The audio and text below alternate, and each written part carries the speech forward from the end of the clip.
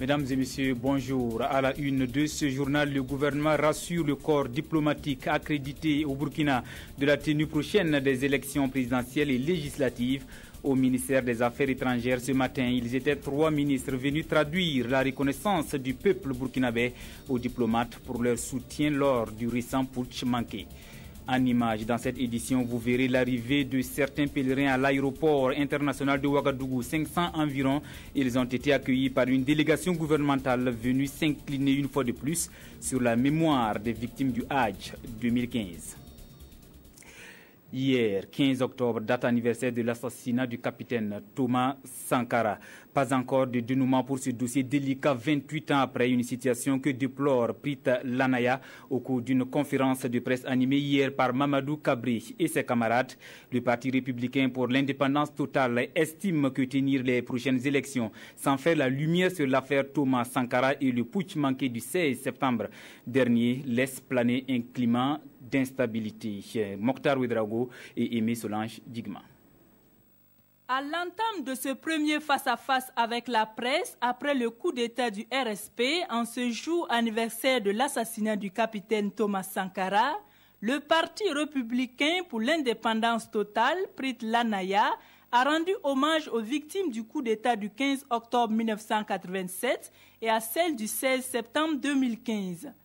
Il note sa satisfaction quant au déroulement des investigations sur les événements du 15 octobre 1987 ordonnés par la transition avec quelques regrets. Seulement, il déplore que la transition finissante n'ait pas pu voir le dossier jugé. Le parti s'insurge contre l'acheminement des restes mortuaires à l'extérieur pour des autopsies et des tests d'ADN qui auraient pu se faire au Burkina Faso. Cette conférence de presse a permis au Prit Lanaya de mettre en garde l'opinion publique sur les éventuelles conséquences de la tenue des élections sans que la lumière ne soit faite sur le putsch du RSP. Prenant acte de la clameur instrumentalisée demandant des élections ici et maintenant, le Prit Lanaya prévient que le risque est grand de plonger le pays dans l'instabilité avec la mise en berne des cas d'impunité de tout genre issus du régime Compaoré. Ainsi demande-t-il le jugement des éléments de l'ex-RSP qui ont fomenté le coup, tiré sur les manifestants et saccagé des biens. Aimé Solange Digma, la machine judiciaire est déjà en marche. Parmi ceux qui refusent de se soumettre aux lois de la République, certains croupissent actuellement en prison. La ministre Joséphine Ouedraogo, en charge de la justice, était hier à la prison de haute sécurité située à la périphérie de Ouagadougou. Une visite pour s'enquérir des conditions de détention des détenus de cet établissement pénitentiaire. Le point avec Issa Kafando et Aruna Mari. La ministre de la Justice en visite à la prison de haute sécurité de Ouagadougou. Échange direct avec les détenus et le personnel et visite des locaux ont permis à Joséphine Ouedraogo et ses collaborateurs de s'imprégner des réalités de cette prison située à la périphérie de la ville. Les problèmes de fond sont par exemple le fait que, comme dans pas mal de prisons, les détenus et même les prévenus passent peut-être trop de temps avant de voir leur dossier traité, avant de voir le jugement se faire. Les soins, ça fait partie aussi des problèmes soulevés. Cette présence de la première responsable du département de la justice offre aussi l'occasion aux détenus de soumettre d'autres doléances relatives à la remise de peine et à leur réinsertion sociale. Le personnel de la prison salue cette initiative de leur autorité de tutelle. Une présence qui leur a permis de présenter leur cadre de travail. Les détenus qui sont ici, les textes nous disent que c'est des détenus dont les peines sont comprises entre 5 ans et plus.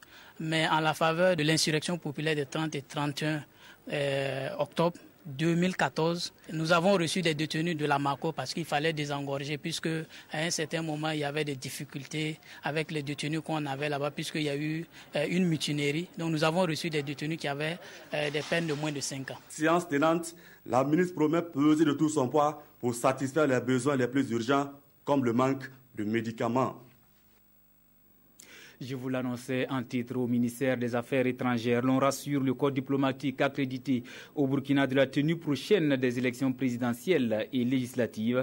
Moussa Nebié, assisté ce matin par le ministre de l'Économie et des Finances et celui de la Défense, a traduit la reconnaissance du gouvernement et du peuple burkinabé aux diplomates pour leur soutien lors du push manqué du 16 septembre dernier. Compte rendu Jean Zongo et Nathalie Sawadogo Nabaloum. Le Burkina Faso revient de loin après le coup d'État du 16 septembre 2015. Après la tempête, place est au travail. Et le ministre en charge des Affaires étrangères veut rassurer ses partenaires. Face aux diplomates accrédités au Burkina Faso, Moussa Nebié a dit que les organes de la transition sont bel et bien en marche. La situation est redevenue à la normale. Les opérations sécuritaires et l'économie nationale du pays étaient au centre des discussions. Pour l'économie, il s'agissait de savoir l'état de l'économie réelle, puisque après le putsch, où il y a des investisseurs qui ont ralenti leurs opérations. Il y a des investisseurs qui voulaient arrêter les opérations. Et vous savez que même au niveau interne, il y a eu donc cette journée et ces journées où il n'y a pas eu de travail. Donc ça fait des manques à gagner pour le trésor public. Et cela, évidemment, affaiblit un tout petit peu l'économie, mais il fallait les dire, les dispositions qui ont été prises pour qu'au moins les opérations électorales puissent se dérouler dans la sérénité. Et en ce qui concerne le ministère de la Défense, c'est également la même chose, c'était de leur dire que les opérations sécuritaires sont en cours pour que l'ensemble du processus électoral et le territoire soient bien surveillés, que les dispositions sont prises pour que rien n'empêche la bonne tenue des élections. Le doyen du corps diplomatique se dit rassuré et réaffirme leurs engagements à accompagner le Burkina Faso dans sa quête de démocratie. Le ministre de l'économie nous a plutôt rassurés que le gap sera trouvé et que le financement sera bouclé. Il n'y a pas de problème à ce niveau. Et le soutien de la communauté internationale et des pays, comme je le disais tout à l'heure, les pays amis du Burkina et acquis. Il n'y a rien qui les remet en cause. Le ministre des Affaires étrangères a souligné que cette rencontre devrait se tenir depuis un certain temps, mais pour des raisons de calendrier, cela n'a pas eu lieu. Une minute de silence a été observée au début de la rencontre en mémoire des martyrs tombés lors du putsch dernier. Direction Samorougouan. Une semaine après l'attaque qui a fait des morts, les forces de défense et de sécurité sont toujours sur place et veillent au grand multipliant les patrouilles. Avec la collaboration de la population, des explosifs ont été découverts dans la forêt de Tenasso à une dizaine de kilomètres du lieu de l'attaque. Reportage Martin Zerbo et Moumouni Baro. La situation est toujours tendue à Samorougouan après l'attaque de la brigade territoriale de gendarmerie de la localité. Les bâtiments avaient été attaqués par des assaillants avec une violence indescriptible. En témoignent les impacts de balles constatés un peu partout à l'extérieur comme à l'intérieur. Le mur, les fenêtres, les portes ont été criblés pour ne laisser aucune chance aux gendarmes qui étaient de garde ce jour-là. 3 gendarmes y ont perdu la vie dans cette attaque. Depuis lors, la localité de Samorougouan ressemble à une zone militarisée. Les forces de sécurité et de défense travaillent en parfaite collaboration, nous a affirmé le commandant de la compagnie de gendarmerie. Et dans cette collaboration, les explosifs ont été découverts le 12 octobre dernier dans la forêt de Tenasso, juste à une dizaine de kilomètres de Samorougouan. Des détonateurs, des engins artisanaux, des pièges, d'une poudre noire, des outils, des filets électriques d'une grande quantité ont été retrouvés sur place dans cette forêt selon les sources sécuritaires. Les spécialistes en la matière seraient donc arrivés sur les lieux pour désamorcer les engins, ensuite les apporter à Bobo-Dioulasso pour expertise. La présence impressionnante des forces de sécurité et de défense rassure donc peu à peu la population, même si la sérénité n'est pas encore totale. Les populations ont commencé à vaquer à leurs occupations. Et également les services, les gens ont commencé à travailler. Et quand bien même, il est toujours difficile de rentrer dans la brousse, dans les champs. Sinon, actuellement, on peut dire que ça va. On est un peu rassuré par la présence des forces de défense et de sécurité. L'activité économique au village est morose et la population commence à se faire des soucis. Nous n'arrivons même pas à vendre. La pauvreté règne au village. Moi-même, je suis restauratrice. Mais maintenant, je prépare pour les forces de sécurité. Le soir, tout le monde rentre à la maison. La population est paniquée. La nuit, il n'y a pas d'activité. Même chose durant la journée. Même les jours de marché, il n'y a plus d'ambiance. En pareille circonstance, la collaboration de la population est indispensable pour mettre la main sur les assaillants ou d'éventuels complices. Pour cela, les autorités administratives et sécuritaires réitèrent donc l'engagement de tous. Voilà, c'est le climat qui règne actuellement à Samourougouan. Cette année, les pèlerins ont accompli le 5e pilier de l'islam dans la douleur. De nombreuses victimes ont été enregistrées dans des Burkinabés suite à une bousculade sur le lieu de la lapidation de Satan. De retour au Burkina après avoir accompli le Hajj 2015, 500 pèlerins ont été accueillis hier à l'aéroport international de Ouagadougou par une délégation du gouvernement. Les précisions de nos reporters Nongba Kouda et Ismaël Diloma Sirma. 22h20 dans la nuit du jeudi à vendredi, le premier vol qui doit ramener les pèlerins atterrit. 500 personnes sont à bord. À leur descente, une délégation du gouvernement les accueille, puis les accompagne à l'aérogare pèlerin. Cette année, nous avons été frappés par une situation douloureuse. Donc, c'est encore une raison de venir pour soutenir aussi les pèlerins. Une douleur matérialisée par 22 décès survenus lors de la bousculade, 15 des suites de maladies et 9 portés disparus, ce qui amène les pèlerins à relever les difficultés rencontrées. Quand vous allez là-bas, il y a des problèmes on vous affecte un numéro pour entrer dans un car, on vous affecte un autre numéro pour faire ci, pour faire cela. Et tout ça dans une certaine cacophonie vraiment insoutenable. Sur le plan de la santé, il faut avouer que ça ne va pas du tout. Nous, on ne sentait pas, on n'a pas senti du tout la présence. Les médecins étaient là, mais c'est comme s'ils n'étaient pas là. Ils étaient dépourvus de moyens, ils étaient en nombre très insuffisant. Ce pèlerin estime aussi que même les dates de retour se fixent par tâtonnement. Même si le comité de suivi du Hajj annonce 2 autres arrivées aujourd'hui, aux environs de 22h à Bobo-Dioulasso et à Ouagadougou. Le comité prévoit également de ramener les derniers pèlerins au plus tard le 22 octobre. Autre point de l'actualité, représentants des départements ministériels, partenaires techniques et financiers sont actuellement en séminaire dans la capitale burkinabé. Objectif, baliser le terrain en vue d'une meilleure mise en œuvre de la deuxième phase de la SCAD, la stratégie de croissance accélérée et de développement durable. Il s'agira d'emblée pour eux d'examiner les résultats de l'étude sur la cohérence des politiques publiques et les insuffisances relevées au terme de la première phase de la SCAD, la Sina Ouattara, Amandine Larsaga. L'approche de la SCAD, la stratégie de croissance accélérée et de développement durable, devrait réduire le lien entre les différents niveaux d'intervention des politiques publiques et la mise en cohérence des actions y afférentes, relevées auparavant comme insuffisance du pilotage stratégique de l'économie burkinabé. Au bilan de la première phase, la problématique de la cohérence des politiques publiques persiste, selon Gustave Sanon. Pour le ministre de l'économie et des finances, il y a urgence d'agir pour rectifier le tir et permettre à la deuxième phase de la SCAD d'atteindre ses objectifs. Ce n'est pas dit que c'est forcément des contre-performances au niveau donc, des administrations. C'est tout simplement parce qu'on n'a pas défini de manière précise les secteurs donc, de planification. Il n'y a pas une typologie type. Donc chacun fait selon des référentiels qui sont différents. Aujourd'hui, vous savez bien que le budget, c'est la traduction financière des politiques publiques. Ce n'est pas totalement le cas. Ça veut dire que c'est des améliorations. Notre apport est multiple. C'est un apport technique d'abord. Pour d'abord décliner les différents contours de cette étude. Qu'est-ce qui doit être regardé donc, dans la définition des termes de référence de l'étude. Et bien entendu, l'accompagnement de la conduite de l'étude et aussi, bien entendu, le financement de cette étude. Ces participants, composés de représentants de départements ministériels, de consultants et de partenaires techniques et financiers, vont également au cours des 2 jours de réflexion apprécier et amender le recueil des politiques publiques accompagnant le rapport provisoire.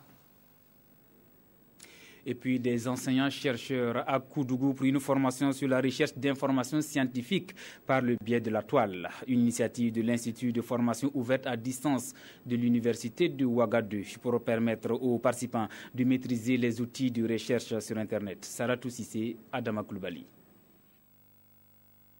Ces enseignants-chercheurs de l'Université Ouagadougou s'imprègnent des enjeux des informations scientifiques et techniques pour la recherche dans l'enseignement supérieur. Ils auront au cours de cet atelier à apprendre à formuler des requêtes de recherche, à maîtriser les outils de recherche sur Internet, ainsi que l'outil de gestion bibliographique Zotero. Aujourd'hui, avec les technologies de l'information et de la communication, nous avons beaucoup d'outils pour aider les chercheurs et les enseignants-chercheurs à accéder à l'information scientifique et technique. Mais ces outils ne sont pas d'un usage évident et il est nécessaire de temps en temps qu'on puisse rassembler les utilisateurs et les former à leur usage. L'Institut de formation ouverte à distance IFOAD, à travers cette formation, vise à renforcer les capacités des enseignants-chercheurs en utilisation des TIC et des TIS. C'est l'une des activités de l'Institut de formation ouverte à distance, c'est-à-dire essayer de donner quand même plus de compétences en matière d'utilisation des TIC et des TIS aux enseignants de l'Université Ouagadougou qui interviennent justement au profit de l'ensemble des étudiants et également qui ont un domaine qui est assez important puisque ce sont des enseignants-chercheurs donc qui développent justement des programmes de recherche. Cette formation de 3 jours de ces enseignants-chercheurs s'inscrit selon le vice-président de l'Université Ouagadougou dans son plan stratégique 2013-2020 dont l'un des axes prioritaires est de favoriser l'émergence de pratiques, de techniques et d'usages innovants pour la recherche. On reste à Koudougou, cette fois sera peut-être la bonne. Après le rendez-vous manqué de l'année dernière, les nuits atypiques de Koudougou reprennent du service. La direction du festival entend tenir la 20e édition des NAC du 23 au 29 novembre prochain, une date communiquée mercredi à la presse. On en saura plus avec Mamadou Dabiré et Nyarkiteda. Les nuits atypiques de Koudougou reviennent sur scène du 23 au 29 novembre prochain après le rendez-vous manqué de l'année dernière. C'est la principale information de ces face-à-face entre la direction du festival et les hommes des médias.